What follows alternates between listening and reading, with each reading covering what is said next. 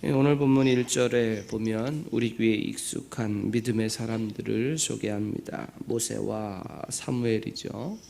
이들의 공통적인 특징이라고 하면 바로 기도의 사람이었다라는 것입니다.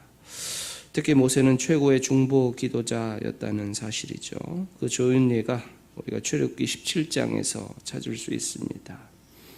아말렉 족속과의 싸움 때였습니다. 이스라엘 백성들은 전쟁에 익숙한 사람들이 아니었습니다. 출애굽한 노예들이었지요. 그럼에도 모세가 백성들의 앞에 선 것이 아니었습니다. 오히려 여호수아를 앞세웠고 모세는 아론과 훌과 함께 전장이 내려다 보이는 산 꼭대기로 올라갔습니다. 몸으로 싸워야 한 이는 여호수아였고 모세는 기도에 두 손을 들므로 아말렉과 전쟁에서 영적인 싸움을 한 것이죠. 무엇이 더 힘든 싸움이었을까요? 물론 칼을 들고 전장에서 싸우는 일은 매우 힘든 일입니다. 그러나 그 전투는 모세의 기도 그리고 협력한 아론과 훌을 통해서 그 전쟁의 승리를 체험하게 되었죠. 바로 기도의 능력이었습니다. 출애굽기 17장 10절과 11절에 이렇게 기록합니다. 여호수아가 모세의 말대로 행하여 아말렉과 싸우고 모세와 아론과 훌은 산 꼭대기에 올라가서 모세가 손을 들면 이스라엘이 이기고 손을 내리면 아말렉이 이기더니라고 기록하고 있습니다. 사무엘도 마찬가지로 기도의 사람이었습니다. 사무엘상 12장 23절과 24절에 보면 나는 너희를 위하여 기도하기를 쉬는 죄를 여호와 앞에 범하지 아니하고 선하고 의로운 길을 너희에게 가르칠 것인즉 너희는 여호와께서 너희를 위하여 행하신 그 큰 일을 생각하여 오직 그를 경외하며 너희의 마음을 다하여 진실이 섬기라 라고 기록합니다. 사무엘이 사울을 왕으로 세우고 사사직에 물러나며 남긴 메시지입니다. 너희를 위하여 기도하기를 쉬는 죄라고 표현하듯 자신은 기도를 멈추지 않을 것이다 라는 분명한 메시지를 들려주고 있죠. 이처럼 백성을 사랑하고 그들을 기도로 섬긴 이들이 바로 모세였고 사무엘이었습니다. 근데 오늘 본문의 1절을 보면 심판의 칼날 앞에 서 있는 유다 백성들을 향하여서 하신 하나님의 음성이 무엇인가? 여호와께서 내게 이르시되 모세와 사무엘이 내 앞에 섰다 할지라도 내 마음은 이 백성을 향할 수 없나니 그들을 내 앞에서 쫓아내 보내라 라고 기록합니다. 백성을 위해서 기도한 모세와 사무엘이 다시 등장하여 내 앞에 선다고 하더라도 내 앞에서 기도한다고 하더라도 백성들을 향한 심판을 돌이키지 않을 것이다 라는 더 이상 회복 불능의 상태가 될 것이다 라는 것을 선언하듯 말씀하고 있는 것이죠. 특별히 모세와 사무엘이 등장한 이유가 분명하죠. 명확한 이스라엘 백성들의 범죄 앞에서 그 막아선 기도를 통하여서 다시금 하나님과의 관계를 회복시켰던 그 기도의 열매가 있었기 때문입니다. 모세는 하나님의 부름을 받고 시내산에 올라갔습니다. 그런데 백성들은 모세가 빨리 내려오지 않자 불안했던 거죠. 그래서 아론을 찾아가서 그들을 인도할 신을 만들어내라고 해서 금고리를 모아서 송아지 형상을 만든 것입니다. 이 일을 하신 하나님은 우상 숭배한 백성들을 진멸할 것이다 라고 하는데 모세는 기도함을 통하여서 이 진노를 막아섰고 심판을 멈춘 기도가 있었던 것이죠. 사무엘은 범죄한 이스라엘 백성들을 모아 미스바의 회개운동을 통해서 심판의 칼날 앞에서 그 진노를 막아섰고 그들을 회복시켰던 것이죠. 이것을 통하여서 현재 유다 백성들에게 필요한 것이 무엇인가를 확인하게 됩니다. 하나님 앞에서 그들이 행해야 할 일이 무엇인가를 보여주는 것이죠. 그런데 모세와 사무엘이 다시 선다고 해도 심판을 거두지 않으실 것이라는 이 말씀을 통해서 유다 백성들의 죄악이 얼마나 큰 것인가를 확인하게 되는 것이죠. 그 이후에 2절부터는 이제 유다 백성이 당할 고난이 무엇인가를 확인할 수 있습니다. 2절에 보니까 그들이 만일 내게 말하기를 우리가 어디로 나아가리요? 너는 그들에게 이르기를 여호와께서 이와 같이 말씀하시니라. 죽을 자는 죽음으로 나아가고 칼을 받을 자는 칼로 나아가고 기근을 당할 자는 기근으로 나아가고 포로될 자는 포로됨으로 나아갈지니라 하셨다 하라라고 기록합니다. 유다 백성이 어디로 가든 결국 멸망의 길뿐이라는 사실이죠. 하나님을 대적하였던 이들의 결국을 보여준다라고 할 수가 있습니다. 그다음에 이러한 죄가 다가온 이유가 무엇인가 본문은 설명하죠. 4절에 보면 유다 왕 히스기야의 아들 므낫세가 예루살렘에 행한 것으로 말미암아 내가 그들을 세계 여러 민족 가운데 흩으리라 라고 말합니다. 히스기야의 아들 므낫세가 행한 일은 무엇입니까? 우상 숭배와 미신을 주장하고 인신 제사의 악습까지 유행시켰던 것이죠. 므낫세를 가리켜서 가장 악한 왕이라고 합니다.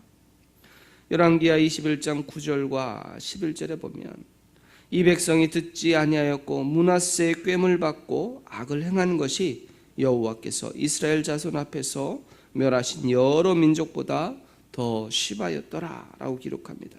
11절은 유다 왕 므낫세가 이 가증한 일과 악을 행함이 그 전에 있던 아모리 사람들의 행위보다 더욱 심하였고 또 그들의 우상으로 유다를 범죄하게 하였도다 라고 기록합니다.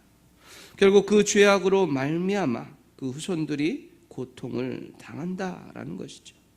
근데 본문에서 표현하기를 므낫세의 아버지가 누구인가를 보여주는데 바로 히스기야였던 것이죠.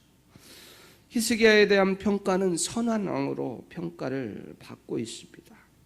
근데 그 아버지는 선한데 아들은 악하였다라는 것이죠. 부모 세대에 해야 할 사명이 무엇인가 또한 알 수 있게 되는 것이죠. 특별히 므낫세를 부각시킨 이유를 통하여서 우리의 신앙이 어떻게 계승되어야 하는가를 우리가 생각해 보게 되는 것이죠. 우리가 이 땅을 살아가면서 이 부모 세대의 관심이 균형감을 갖고 있는가를 돌아볼 필요가 있는 것이죠. 어느 순간에 우리의 균형의 추가 하나님보다 다른 조건들을 더 충족시킬 일을 원하고 있지 않습니까? 하나님을 섬기는 일, 예배하는 일, 봉사하는 일이란 우리가 일정한 목표를 정한 그 성공의 원칙에 들어간 이후에 해야 할 일들로 우리가 생각하고 있다라는 것이죠. 얼마 전에 보았던 이 드라마 중 고등학교를 배경으로 한 학교라는 드라마였습니다. 능력 있는 부모들이 자녀가 문제를 일으키자 변호사를 대동하고 학교에 등장합니다. 또한 능력 있는 부모들이 하는 말이 이렇게 말합니다. 너는 공부만 해. 엄마가 다 해결해 줄게. 걱정하지 마라는 것이죠. 학교에서 폭력을 저질러도 시험 시간에 부정을 저질러도 모든 문제가 나타날 때마다 자녀가 무엇을 하도록 하는 것이 아니라 내가 다 해결해 줄게 라는 말하는 모습을 보면서 오늘 이 시대가 갖고 있는 단편적인 한 모습이라고 할 수 있지만 그것이 옳은 것인가를 생각해 보게 되는 것이죠. 그런데 어느 순간 우리의 신앙에서도 마찬가지인 것 같지 않은가라는 것이죠. 자녀를 향한 신앙을 훈련도 중요한 것인데 지금 해야 할 더 중요한 것의 균형을 깨트려 버려서 오늘 혹여 우리가 히스기야의 아들 므낫세와 같은 정말 우리가 이런 위험들을 갖추고 있지 않는가를 생각해 보자라는 것입니다. 하나님 우리에게 말씀하십니다. 신명기 6장 7절 쉐마를 통해서 이렇게 말하죠. 내 자녀에게 부지런히 가르치며 집에 앉았을 때든지 길을 갈 때든지 누워 있을 때든지 일어날 때든지 말씀을 강론할 것이며 이것은 무엇입니까? 본어의 신앙을 끊임없이 계승하라라는 것이죠. 신앙의 계승을 위해서 우리가 무엇을 해야 하는가를 우리가 다시 한번 돌아볼 소중한 도전의 말씀이라고 할 수 있습니다. 그런데 더욱 슬픈 일은 무엇입니까? 이런 심판의 자리에 처했음에도 불구하고 그 불쌍히 여길 자가 없다라는 것입니다. 5절과 6절에 보면 예루살렘아 너를 불쌍히 여길 자 누구며 너를 위해 울 자 누구며 돌이켜 내 평안을 물을 자 누구냐. 여호와께서 이르시되 내가 나를 버렸고 내게서 물러났으므로 내게로 내 손을 펴서 너를 멸하였노니 이는 내가 뜻을 돌이키기에 지쳤음이로다. 저는 이 5절과 6절 본문 가운데 가슴에 와닿는 것은 6절 하반절에 이는 내가 뜻을 돌이키기에 지쳤다라는 거예요. 하나님이 지치셨다라고 표현하는 것이죠. 하나님은 끊임없이 자기 백성들을 돌이키려고 노력하셨습니다.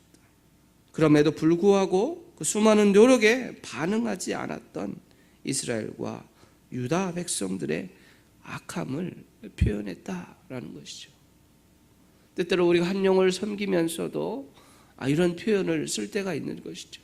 최선을 다했음에도 불구하고 혹여 사과하지 않을 일도 사과했음에도 불구하고 여러 이유들을 들어서 주저하고 또 이렇게 세워지지 않는 모습을 보면서 혹여 우리의 모습도 이런 모습은 아닌가라는 것이죠. 하나님의 마음을 읽을 수가 있는 것이죠.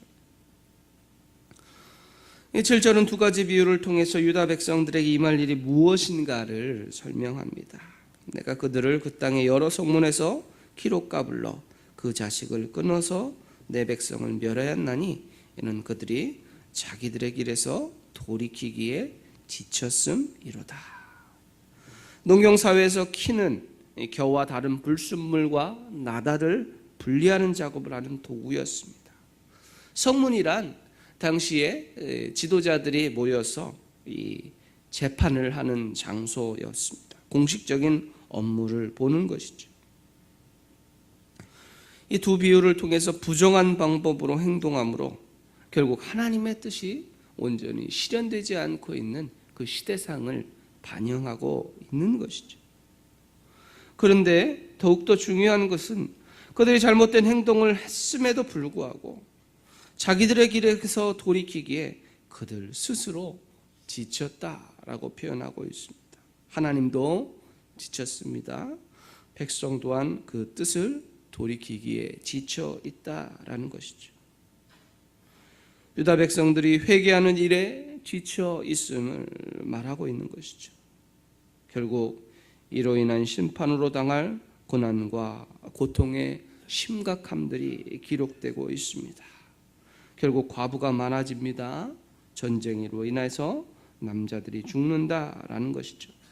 자녀를 많이 낳은 여인도 남편 없이 자녀는 키우는 일에 어려운 일이기에 이렇듯 쇠약하여 기절했다라고 표현한 것입니다.